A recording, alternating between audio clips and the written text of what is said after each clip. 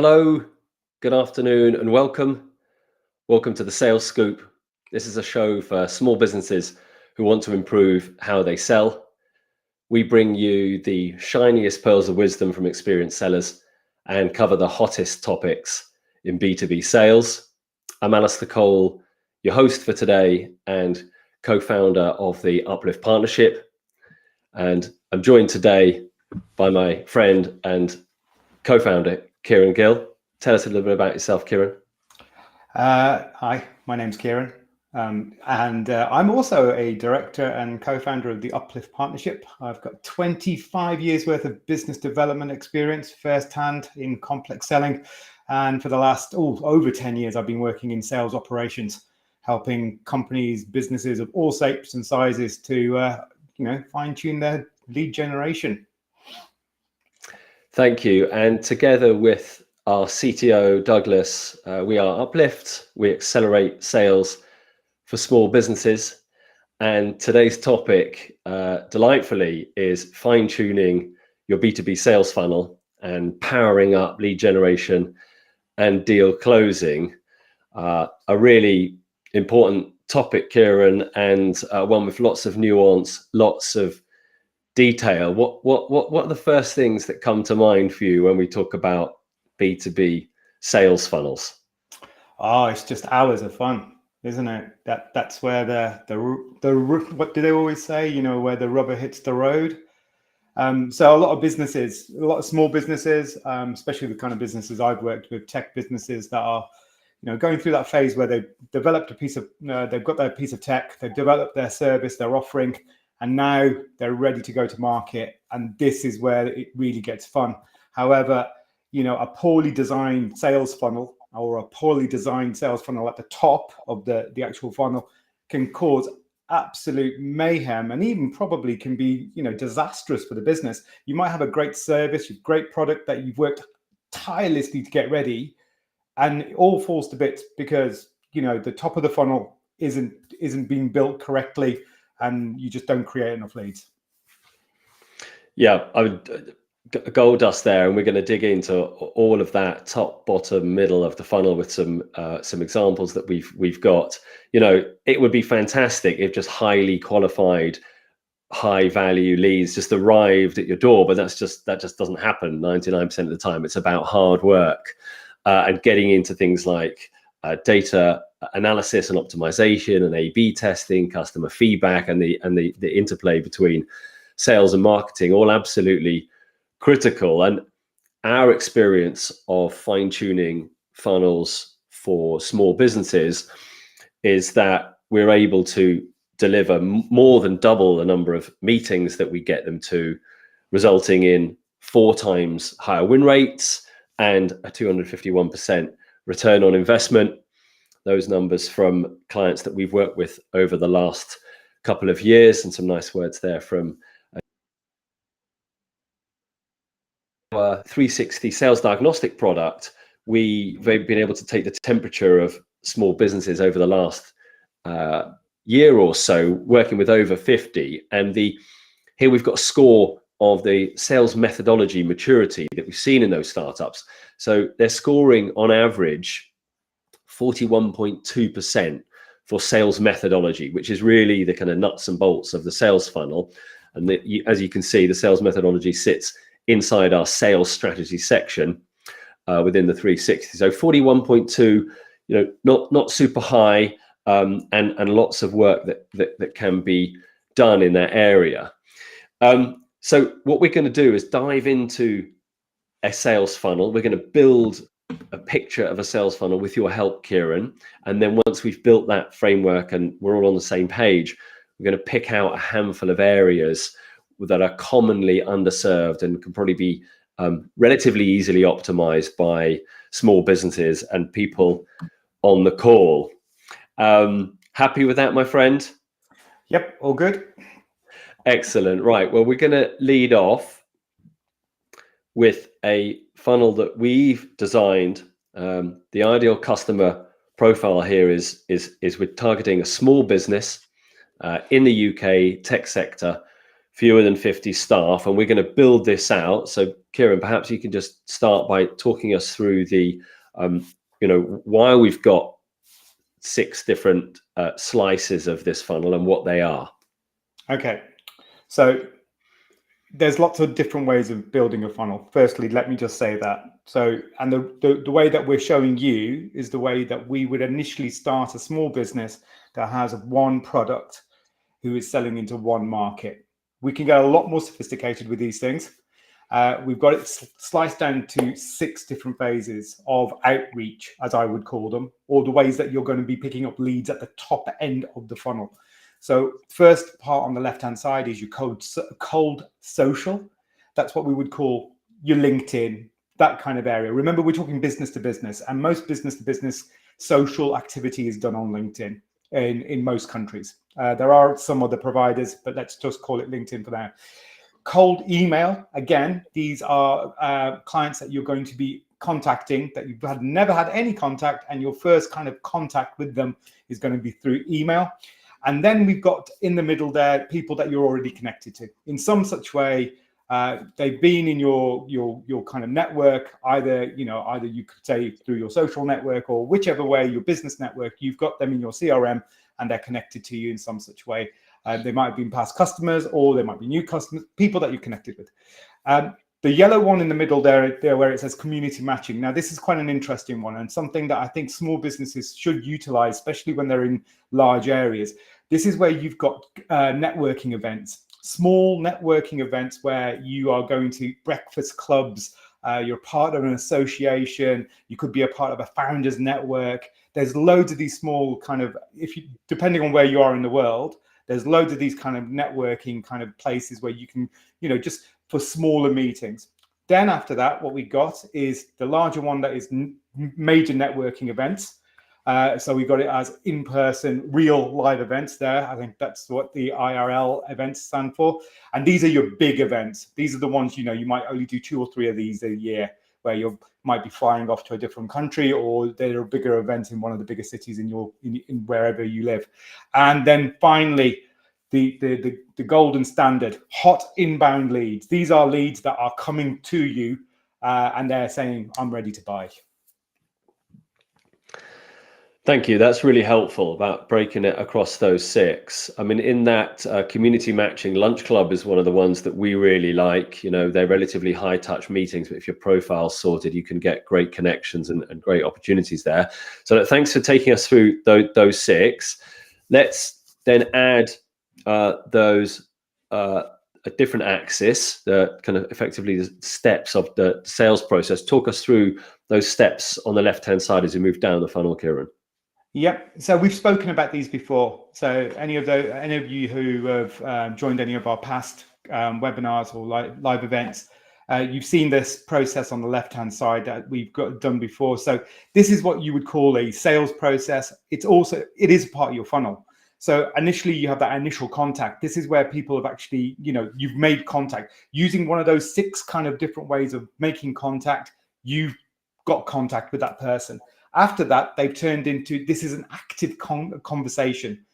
Active conversation meaning not where you're just talking about the weather and, whether there's anything there or not. We're talking about whether there is an active conversation where they're interested in what you're actually doing. Then what you have, the next stage is where we call it opportunity. Opportunity is where the meeting first happens. That conversation has now led to a meeting, and that meeting is that's your first meeting with the client. After that, we call it presenting. Now, remember, we're talking about complex B2B selling. There's chances are that you will have several meetings with the client before you will present anything to them, because you need to understand what they actually want. What you're selling is normally what the B2B kind of selling process that we're looking at here is something that is complex, something that takes several meetings to understand and to actually qualify. And then what you come out to is the actual presenting part. Then finally, you'll get to that point where you send a proposal. That means the proposal's been sent. You might even fall into negotiation there and some kind of objection handling potentially. But this is where you've sent the proposal, you have an understanding of what the client wants, and you've given them a proposal. And finally, you're either going to win that deal, you're either going to win it, or you're going to lose the deal, unfortunately. And that's you're a very probable kind of sales funnel that I would expect most B2B companies to have. Thank you. That's really helpful to start building that out with those different slices and those different steps. And then what's next is for us to add a little bit of the calculation and the metrics and the mechanics of how opportunities flow down. And so we've added here the percentage that we would expect to move down that funnel, and there's different numbers here, my friend, depending on what kind it is, whether it's cold social to hot outbound, and also the numbers change down the funnel there. Maybe you could just talk a little bit about why they're different, or different numbers in different patches. Yeah, so the way we'll look at it for this company is that obviously the top number up there where it says cold social 15, this is your effort level. This is the amount of effort, the kind of, the kind of juice to the engine that you should be giving it. So around, 15% of your lead generation should be targeted in cold social, and then email should be about 25% of your effort level, and so forth. As you come down, what you have now is what you call is the metric of how many of those so let's say you had 100 cold emails went out. You're expecting initial contact from about 10% of those people will actually reply to you, make some kind of conversation. And as it goes down, you'll see then that for that to turn into a meeting, only 10% of those 10% will then turn into a meeting. So of those 10 people that initially have a contact with you in your email contact, only one of those will turn into a meeting. Then after that, it goes down and down. And as you go, you'll slowly create your funnel and you'll get your metrics from there. That's awesome. Thanks. And on that left-hand side with kind of cold social and cold email, they're relatively similar numbers. They're low at the top because you're just not going to get the responses, but then hopefully those numbers are higher lower down. Talk us through a little bit about the right-hand side of the funnel, how community matching is different and in real life events and hot outbound, because those numbers are a little bit different. Yeah. So the thing is, different types of activities will be different, will lead to different, depending on the company and depending on where you are and what you're selling and your competition. You might find that there are certain activities that will generate better leads, or maybe generate more leads. So you see that hot outbound on the right hand side. Yes, it's only 5% of your effort level, because you remember these people are getting in contact with you, and remember we're talking from a sales point of view. There's a lot that goes into to make an inbound lead. There's a lot that goes on, and it normally comes from marketing. Very, very little comes from a sales point of view. Yeah. So what you'll find there, the numbers are higher, but there's going to be less of them, and especially for a small business.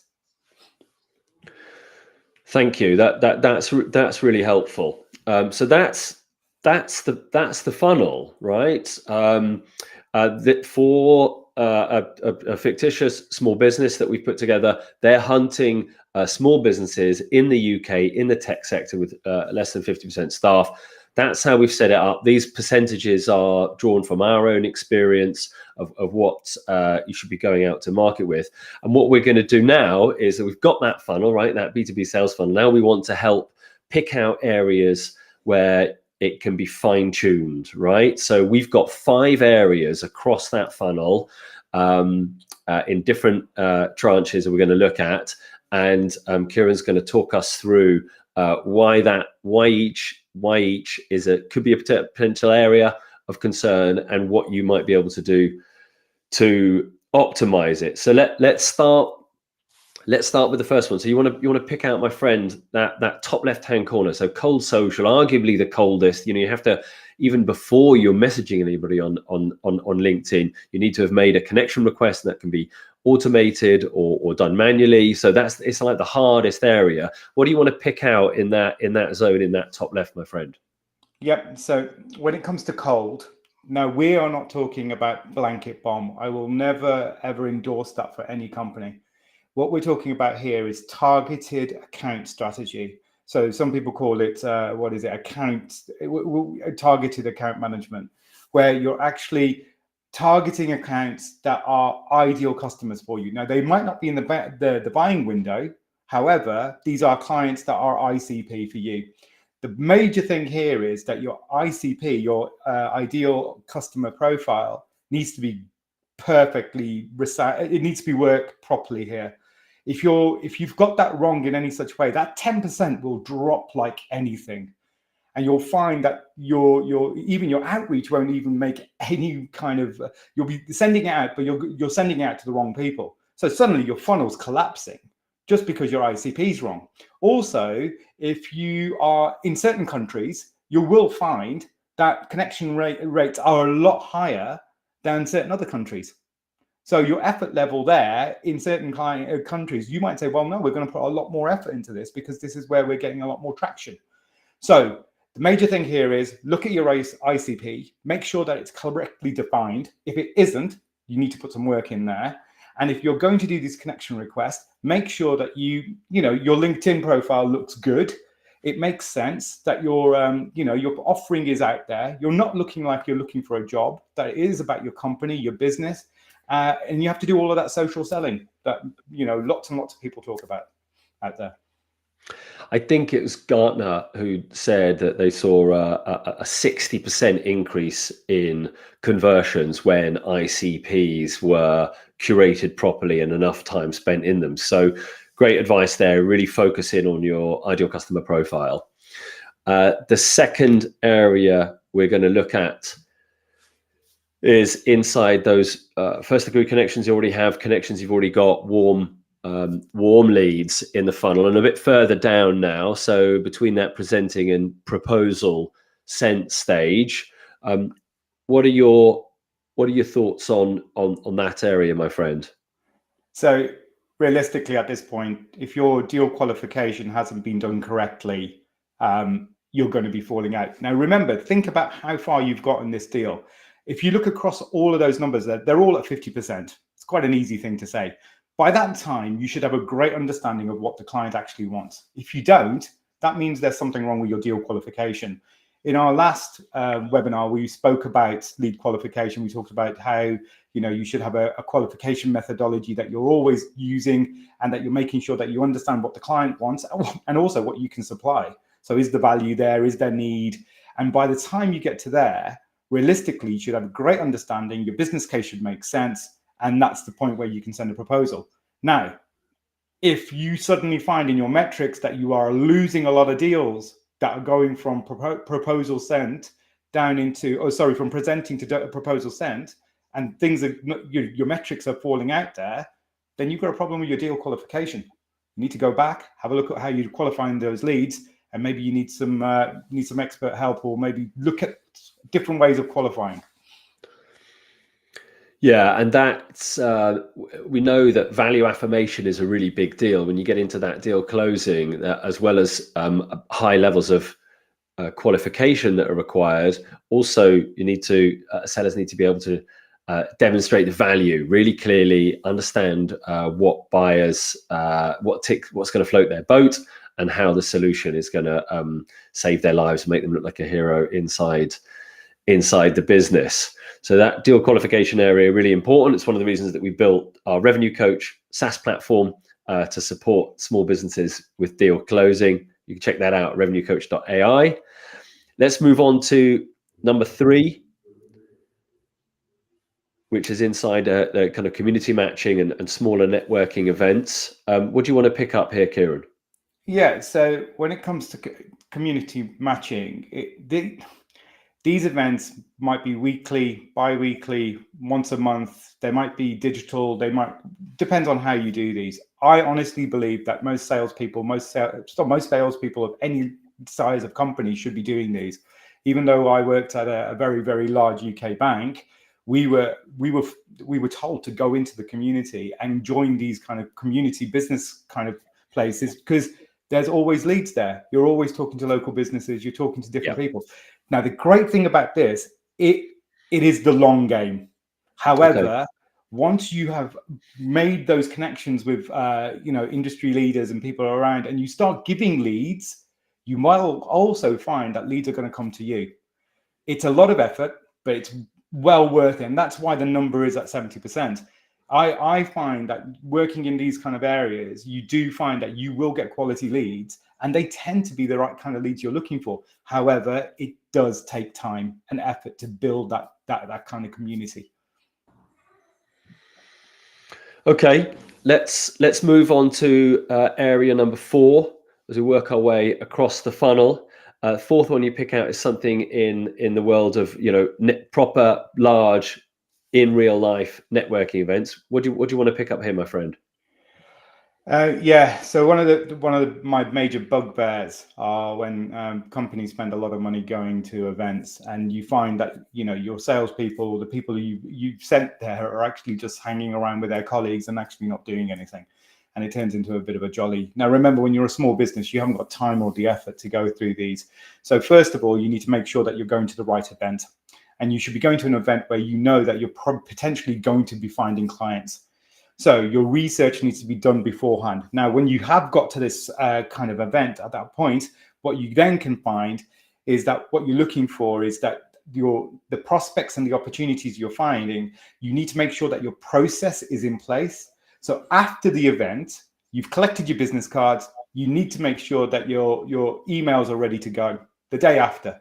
You need to make those connections. You need to get in contact with those people, because it's always great to have all these business cards or all these connections that you've come from an event, but no one follows up on those, because we all then fall back into our normal routine and we end up doing other things. And we've spent maybe thousands to go to an event, and we've just wasted all those opportunities. And again, these potentially could be very high-end leads that could close a lot quicker than your cold social. Yeah, I think that's great advice. You know, we've closed business at those kinds of events. There's such great quality leads. You make a personal connection. Your clients always asking me about should they be doing those real world events. Absolutely, you know, hands down, absolutely. You know, we're at the SME Sales Expo at the end of this month, and then we've got Tech London is coming up, and Bits and Pretzels. There's lots of stuff going on, and they are so high quality. I think that's great advice. And you know, you just articulated something that I've done so many times. You know, I don't now, but often I've had a pack of cards on my desk for weeks, months that I haven't actioned, and that is eroding away. So I think that's really great advice. The fifth and final area we're going to pick out here is hot inbound. Oh, you can just see it there, can't you, Alistair? It's 80%. Those leads, can you imagine clients that qualify themselves? They've looked at your website, they think, oh my God, this is the best thing I've ever seen. These guys do exactly what I want. I want a meeting with these people. And that meeting then turns into the conversation moves very, very quickly. Maybe they are assessing you against other suppliers and vendors out there. However, you know, they've come to you. Now, this is really difficult for small businesses, startups, because, you know, content marketing is difficult. It takes time, it takes effort. You need a very good person. You need good people around you who know how to do this. However, if you can get your business start building these leads, could you imagine if you could get 10 of those a month? You know, it's easy street. Yeah, they're you know, real gold dust, really hard to get to, and that's why those numbers are high. So yeah, that's again the integration, the collaboration between sales and marketing working together. You know, I think sellers last year in a study by HubSpot rated as high quality only 7% of the leads, and as per usual, it's marketing that gets the blame. They're not helping enough, and I think that collaboration is really important. So look, thanks. That's like a whistle-stop tour of 5 areas that could be fine-tuned in the sales funnel. And you know, for each of those areas, there are lots of things that you can do to get the ball rolling. And we've collected those into a list of sales actions. Talk us through this a little bit, my friend, just in terms of what kinds of actions we're talking about, beginning, bottom, end of the funnel. Where are they from? Yeah, well, these are mainly from the top of the funnel. I will tell you this, because what I find is with most salespeople, and what you're going to find is how are they actually doing their day-to-day jobs? What are their actions?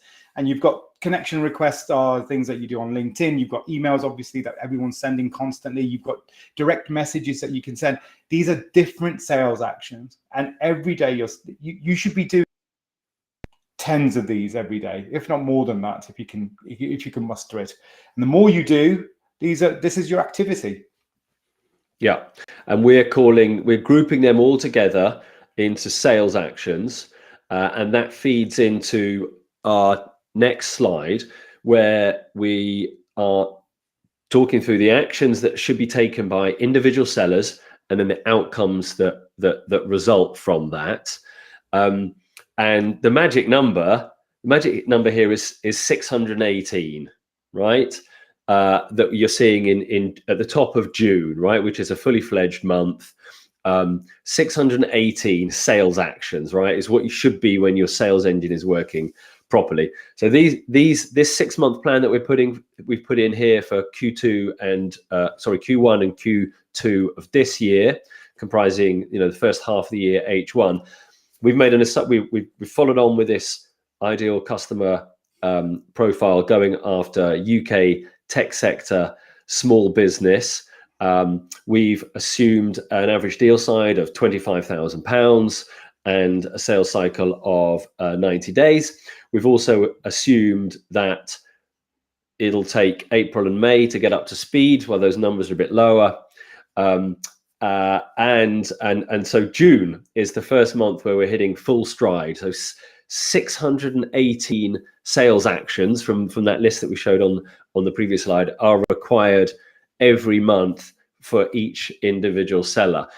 That's your number, Kieran, 618. What would you talk us through what that then means for the rest of that funnel in June and across the board for the other months?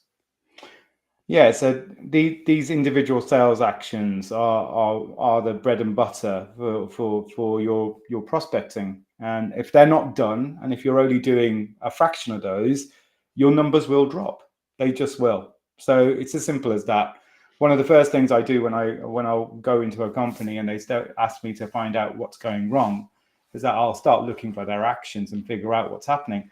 Most of the time, these things won't even be reported, or you won't be able to even find them. And that's when you start really worrying about, well, we don't actually know what we're doing, so we don't actually know how to fix it.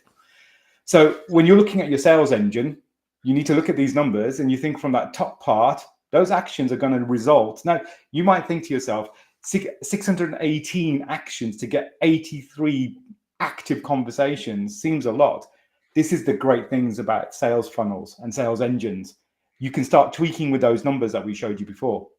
Now, minuscule, minute little movements, better ICP, better content management or marketing, all those things, suddenly just start adding 1 or 2% here and there, and suddenly your funnel starts exploding and you're getting a lot more business than you thought you would be.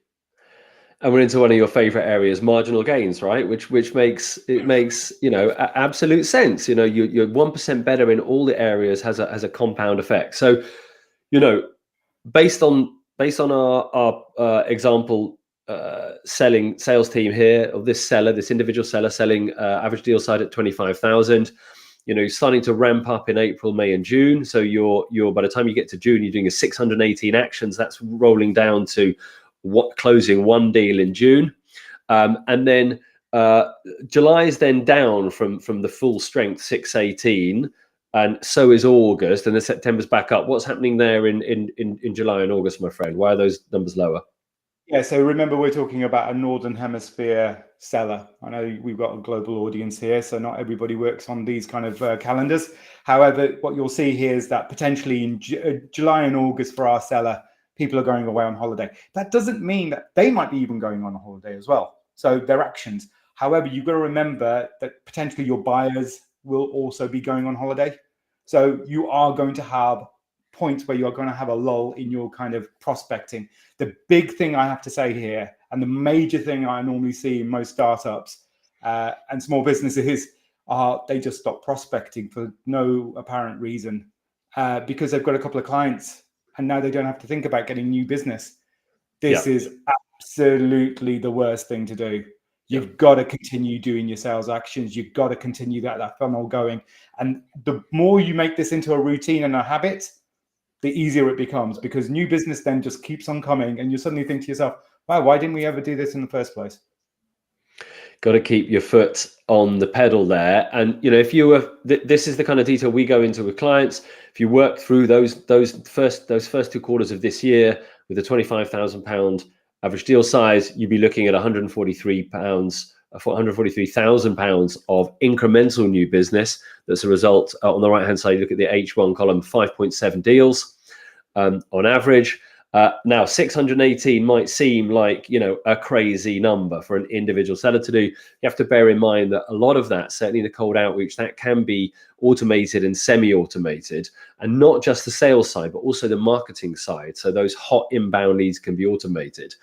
And we've seen from Gartner's assessment at the end of last year that a 27% extra bandwidth is available to sellers if they're able to harness technology and accurately harness AI. And that's something that we do very well. We have lots of computer science expertise. We build our own SaaS products. We build our own semi-automated products. So don't worry if 618 seems like, as a founder seller, seems like an unattainable number, because technology is here to help.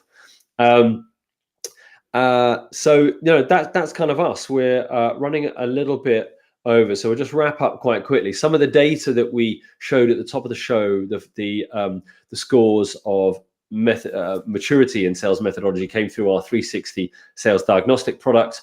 You can get more information at the upliftpartnership.com/360. It's an hour. It's a 75-minute interview with me or Kieran or both of us, and you get a full score and breakdown of your sales function, bespoke recommendations, and a revenue roadmap. If you're interested, head over to the website /360. Really, all that's left for me to do is talk about the next event. And it's going to be pretty much 2 weeks. We're not doing it on Tuesday for the first time in living memory. It's going to be Monday, the 22nd of April, because that Tuesday and Wednesday will be at the SME Expo at Excel. We may be launching a live impromptu webinar or some kind of live event from there, but we'll be doing the next version of this show on Monday the 22nd. A topic that's very close to your heart. Kieran, you want to talk us through what we've picked for next time? Yeah, well, it's a follow-on to what we've been talking about. It's complex buying groups. It's getting harder to sell to bigger organizations. Even medium-sized organizations are getting very complex. And I think it's one of those topics that it's interesting because it's changing continuously, and it builds back into what we've been speaking about here on about the funnel. So yeah, hopefully it'll be fun. Yeah. I don't know whether it'll be fun. It will be. It will be. So complex buying groups, really hot topics. Certainly if you're selling into enterprise, there's so much to think about. People leaving in the middle of a deal cycle. How do you shepherd, guide, steer those bigger groups across the board? How do you map out the decision-making unit when it's bigger? And there's lots of bases to cover. So join us on Monday, the 22nd of April for that show. That's it. That's all from us. Thanks very much for your time and expertise, Kieran. I appreciate it. No problem. And thanks, mate. And we'll leave it there. Thanks for watching, everybody. That's it for now. Bye for now. See you next time. Talk to you soon. Bye.